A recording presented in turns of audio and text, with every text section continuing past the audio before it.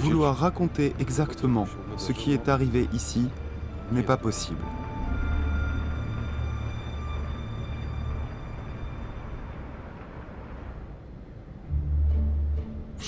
Tout se passait à la frontière de la réalité et de l'irréalité. Miracle après miracle, miracle après miracle. C'était une magnifique répétition et une extension des actes des apôtres.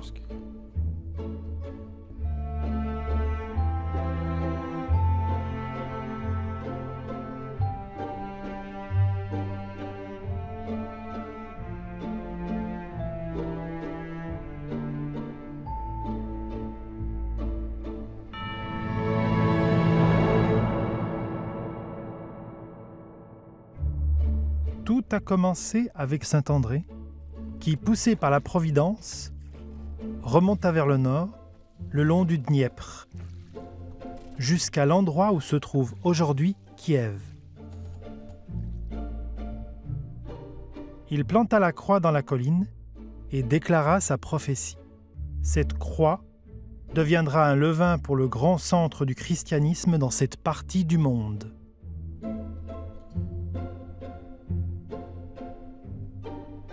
Nombreux sont ceux qui ont lutté pour réaliser cette prophétie.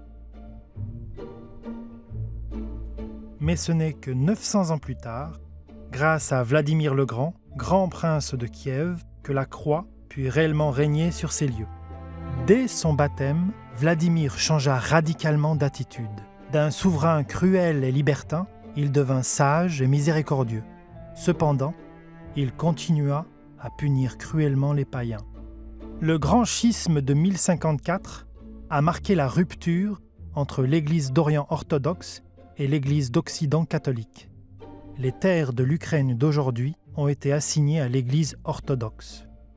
Au cours des siècles, l'Église grecque catholique s'enracina petit à petit. Elle approuva les dogmes et la souveraineté du pape, mais resta enracinée culturellement dans le rite oriental.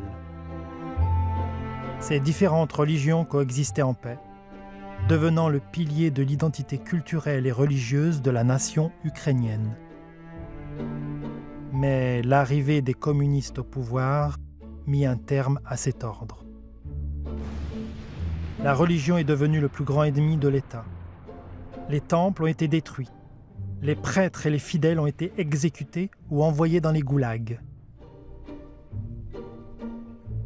S'il n'était pas utile à l'avenir communiste, l'homme était insignifiant. Les divorces, l'avortement, l'alcoolisme, la malhonnêteté sont devenus des fléaux sociaux. La perestroïka, la chute de l'Union soviétique et l'indépendance de l'Ukraine ont créé un nouvel espace pour l'activité des églises. Mais les années de propagande anti-religieuse ont laissé un vide spirituel majeur au sein de la communauté.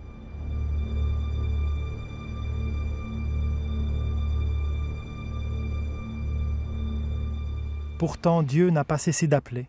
La prophétie de saint André, quant à la création du grand centre du christianisme dans cette partie du monde, devait être accomplie. La vocation est une chose étrange.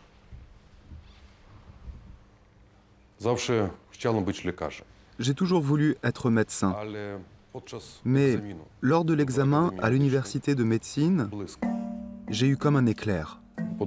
J'ai décidé d'être prêtre.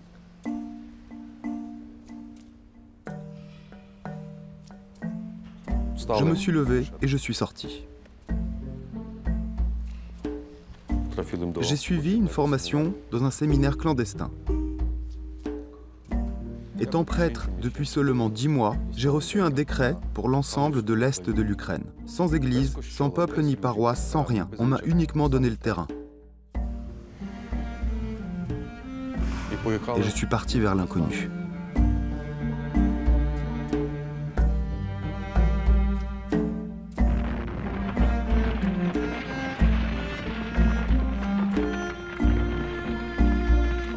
L'Église catholique disparut complètement de cette région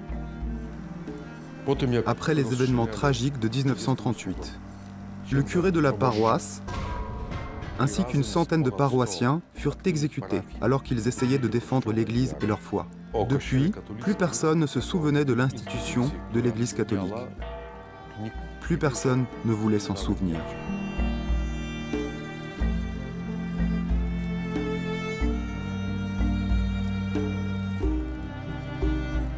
L'église a été transformée en atelier de réparation d'équipements de cinéma, ainsi qu'en dépôt de billets et de copies de films. La première messe d'après-guerre a été célébrée le 7 janvier 1991 dans les escaliers de l'église de Kharkov. 5 personnes étaient présentes. Ils se disaient tous catholiques. Mais à ma grande surprise, aucun d'eux ne savait faire le signe de croix.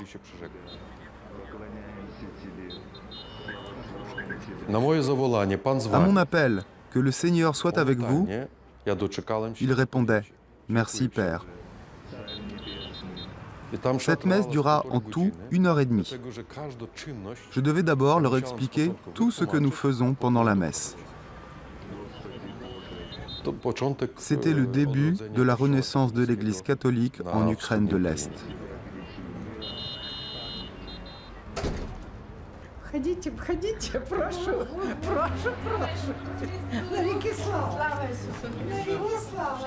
Пан професор, слава Ісусу Христу!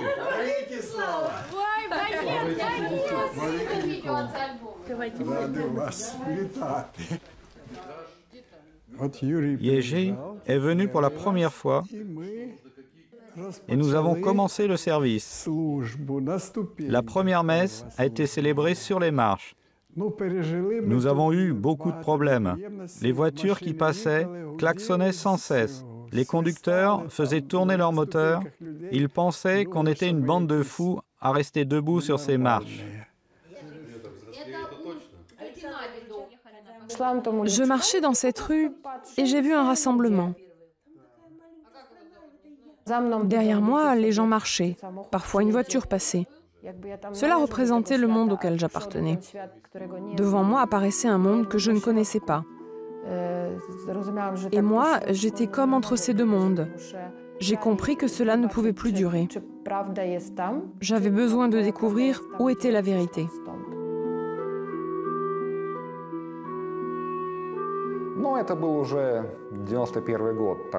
C'était en 1991.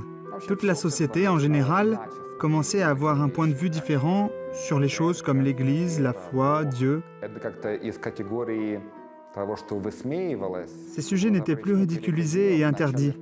Enfin, on pouvait en parler. Dans nos maisons, ces sujets étaient tabous. Nous n'en parlions pas. Nous étions en Union soviétique. On disait simplement que la religion est l'opium du peuple, que c'est le domaine des ignorants, et c'est tout. On disait toujours que l'Église est pour les mamies qui ne savent rien, qui n'ont jamais étudié et qui ne savent pas que le Dieu n'existe pas. C'est seulement ces mamies, avec leurs foulards et leurs bougies, qui vont à l'église. Je n'avais jamais lu la Bible, donc je ne savais pas. Quand j'étudiais à l'université, je connaissais uniquement l'athéisme. Faire carrière, avoir un rôle dans la société, ce sont les valeurs qui étaient acceptées, propagées. Elles étaient perçues comme quelque chose de bon, d'important, quelque chose que l'on devrait s'efforcer d'atteindre. Et bien sûr, la lutte contre l'impérialisme mondial, comment pouvait-on s'en passer ?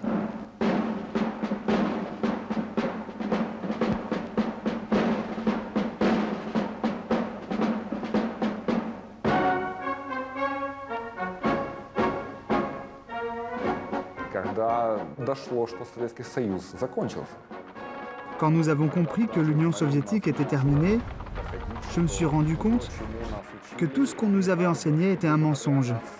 En 2 mots, on s'était fait arnaquer.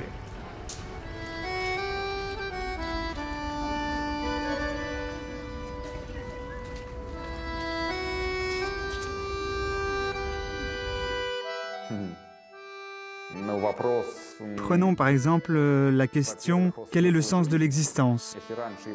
Avant, le parti donnait la réponse à cette question. Mais maintenant, ce n'est plus clair du tout. Pourquoi une personne vit? Pourquoi elle doit vivre? Comment construire sa vie? Que faire de sa vie? Et qu'est-ce que la vérité?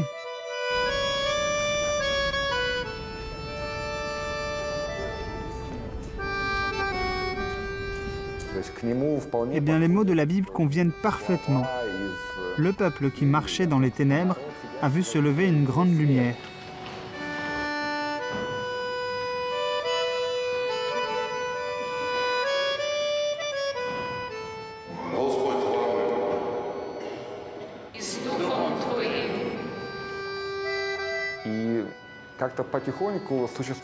Et d'une manière ou d'une autre, l'existence de ce monde de l'invisible devient plus réelle.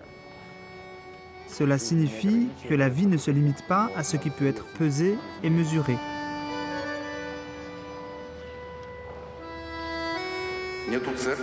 Il n'y a pas d'église pour l'église elle-même. Il n'y a pas de foi pour la foi elle-même. Il n'y a pas d'amour pour l'amour lui-même. Parce que l'élément fondamental des cieux réside dans une chose, servir les vivants.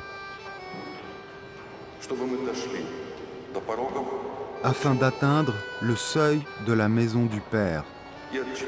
Et après lui avoir rendu compte de nos faiblesses, avoir l'honneur d'être invité à la maison du Père. Y entrer avec la conscience de la signification d'une vie accomplie. Y entrer avec la conscience de la signification de chaque situation vécue.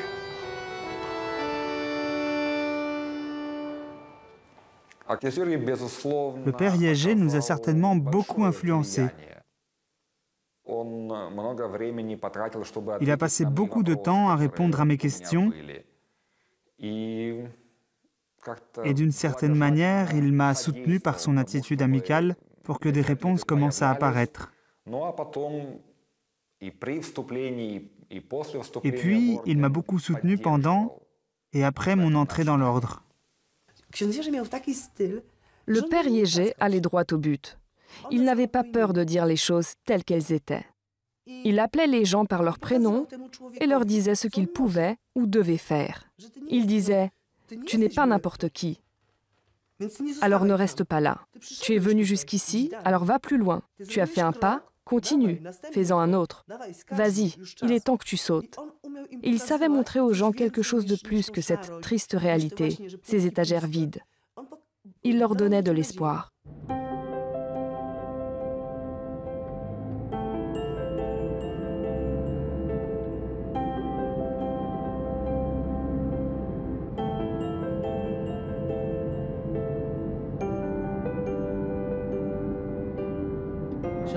Le père Yegé a été envoyé ici, c'était le seul à cette époque.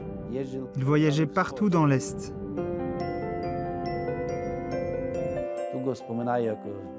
Les gens se souviennent de lui comme d'un homme fou, le fou de Dieu.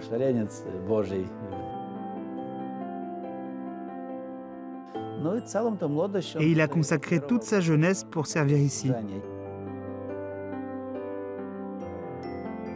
Je suis allé dans les villes centrales des autres voïvodies. En quelques années, nous avons réussi à y restaurer toutes les paroisses catholiques.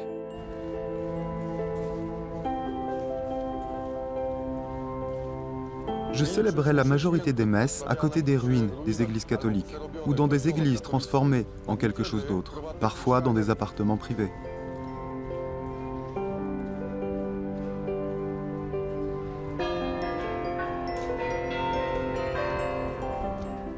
Je frappais à la porte des gens pour m'arrêter, passer la nuit, peut-être avoir quelque chose à manger.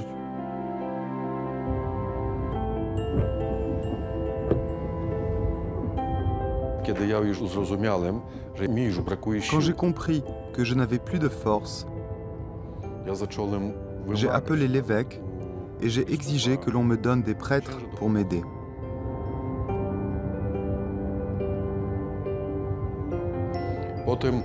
Puis, j'ai invité des religieuses de différents couvents.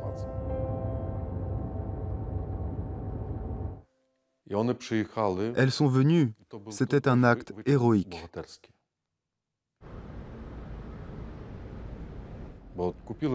Car le presbytère était construit de casernes que j'avais rachetées et transformées. On y trouvait ainsi la maison des prêtres, la maison des sœurs religieuses, la cuisine et le bureau paroissial.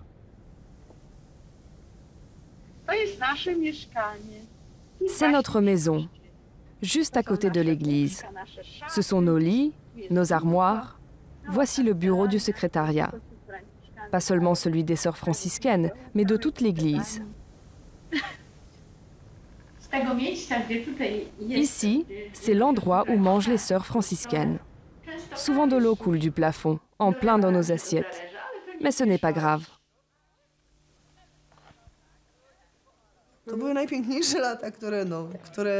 Ce furent nos plus belles années parce que c'était difficile, parce que les conditions étaient difficiles. Mais la communauté était tellement incroyable. La foi était une foi vivante. Les gens étaient de nouveau convertis. Tout ce qu'ils faisaient, comment ils vivaient, ils ne pensaient pas et ne parlaient pas, mais simplement vivaient. Un oui était un oui, un non était un non. Il n'y avait rien entre les deux. J'aimais tellement cette époque. J'ai vraiment beaucoup appris. Ce que nous sommes en tant que chrétiens, catholiques, cette foi réelle et vivante. Je me fie à cette foi aujourd'hui même. Elle m'aide beaucoup.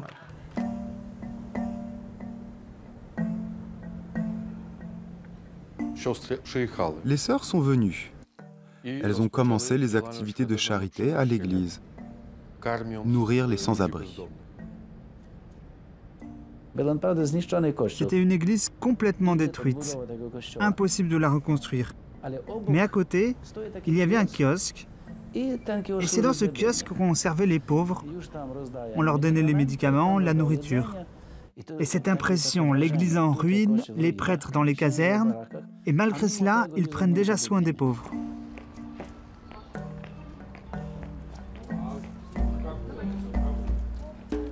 Dajcie mnie одеться. No ja wam przyniosę, to jest żeńska. Żeńska ja. Нет, подгорно что-нибудь. Принесу, хорошо. Шиферочек. Да. А шапочек у вас Пожалуйста. Шапочек нет. Мам.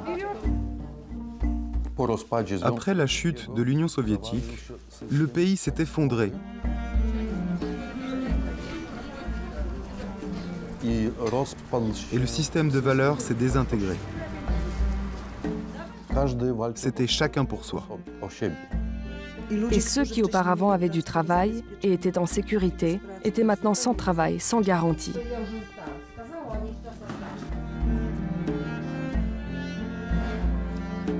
Beaucoup de sans-abri, énormément. L'hiver était si rigoureux et ils vivaient dans les rues. Ils soufflaient tous de gélure. Jambes, mains, nez, visage. C'était horrible. C'était la première fois que nous voyions quelque chose comme ça.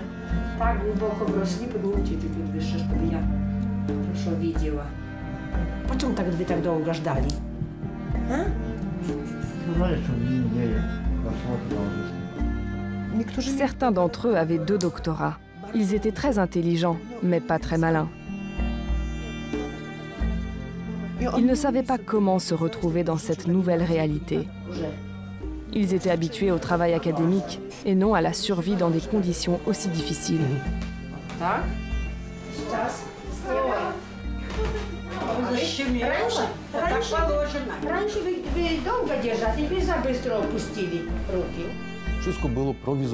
Tout était rudimentaire, improvisé. Le fait que nous ayons réussi à sortir des années 90 en vie, c'était seulement grâce à la miséricorde du Seigneur et à son amour pour notre nation.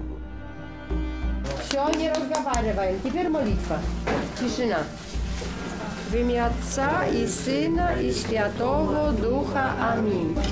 Отче наш, сущий на небесах, да святится имя Твое, да придет царствие Твое.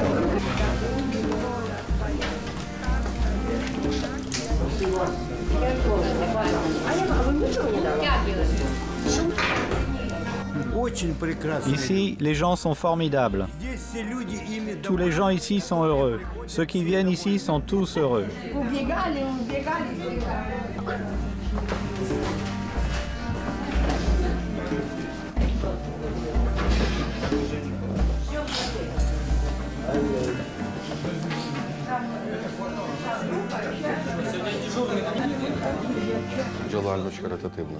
Ce fut la plus grande entreprise de charité dans l'histoire de la Renaissance et du développement de l'Église catholique en Ukraine de l'Est.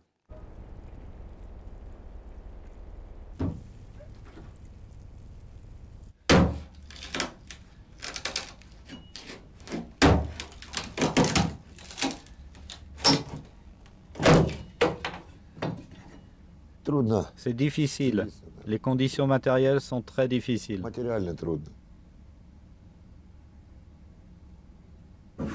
Nous cassons le plancher pour pouvoir chauffer la maison. Nous ne voulions pas que nos enfants vivent une telle vie.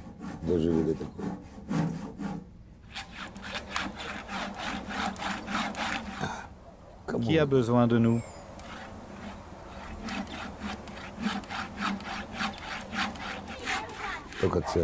Seule l'Église nous aide, avec les vêtements et différents produits. Personne d'autre.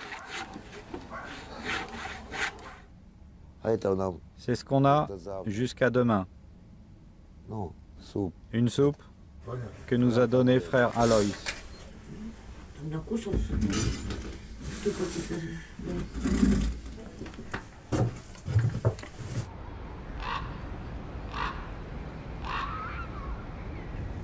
Les personnes qui souffrent disent que l'Église catholique est la seule institution qui les aide. Nous ne faisons pas de politique. Notre seule politique est d'aider les gens et de prier.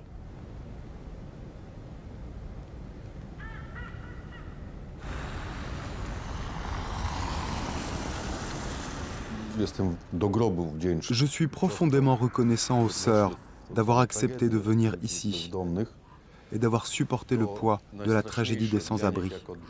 Mais ce qui était le plus effrayant pour elles en tant que filles, femmes, c'était la découverte des enfants de rue. Je me souviens quand j'ai proposé aux sœurs d'aller voir ces enfants des rues.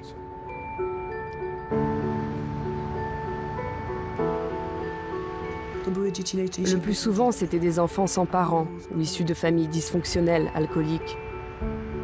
Ils ont formé des espèces de gangs et ont commencé à habiter dans les égouts. L'entrée était comme ça. C'était très profond. Et vous devez aller à l'intérieur. Après quelques tentatives, j'ai finalement sauté dedans. Quand elle est descendue les voir, elle s'est assise avec eux et ils ont commencé à se blottir contre elle, comme si c'était leur mère. Et ils se sont immédiatement endormis. La sœur a commencé à pleurer. La sœur pleurait et les enfants dormaient. Je ne pouvais pas regarder ça. J'avais mon cœur dans la gorge. J'ai même cessé de respirer. Je n'arrivais plus à respirer. Regardez tout ça, c'était trop.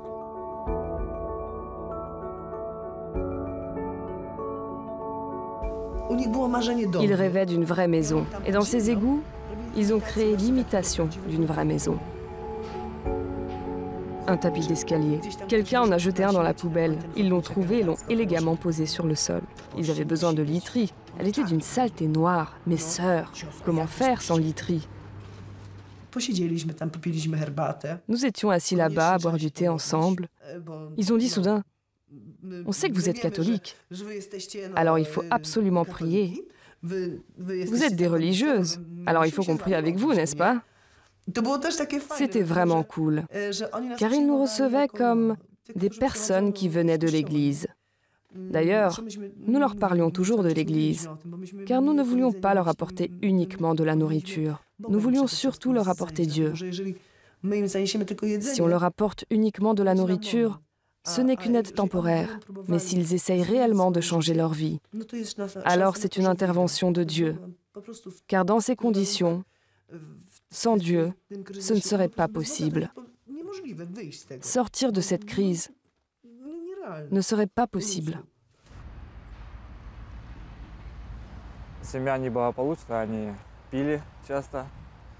Mes parents étaient alcooliques. Ils ont perdu 3 appartements et tout l'argent. Ils ne nous ont rien laissé. Moi, je n'ai pas trouvé de travail, je n'ai pas pu trouver d'appartement, je suis resté dans la rue.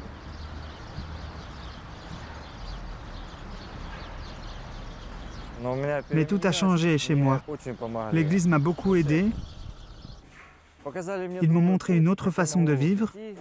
Ils m'ont montré comment vivent les autres. Ils travaillent, ils vivent avec leur famille, ils ont des enfants. Eh bien, c'est ce qui m'est arrivé. J'ai rencontré ma femme, le bébé est né.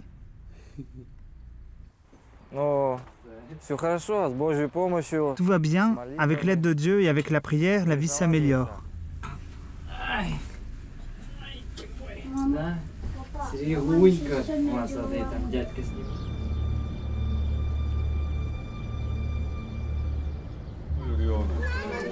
Да благословит всех нас, всех нас. Осторожно, вас тоже Бог ведет. Nous, les gens de l'Est, nous sommes comme les enfants d'un orphelinat. Nous avons de la nourriture, nous vivons dans de bonnes conditions, mais il n'y a pas d'amour parental. Et quand tu n'as pas connu l'amour parental, tu es comme enfermé dans cet orphelinat. Et seules les choses matérielles te paraissent importantes. Soudain, les parents viennent, ouvrent la porte et vous disent qu'ils vous ont cherché pendant toutes ces années. Et maintenant, ils veulent vous embrasser.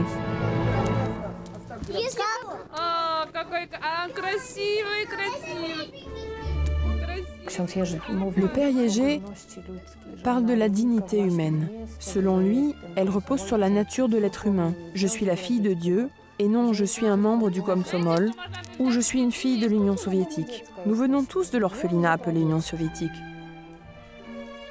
Le Père Yégé nous a sortis de cet orphelinat.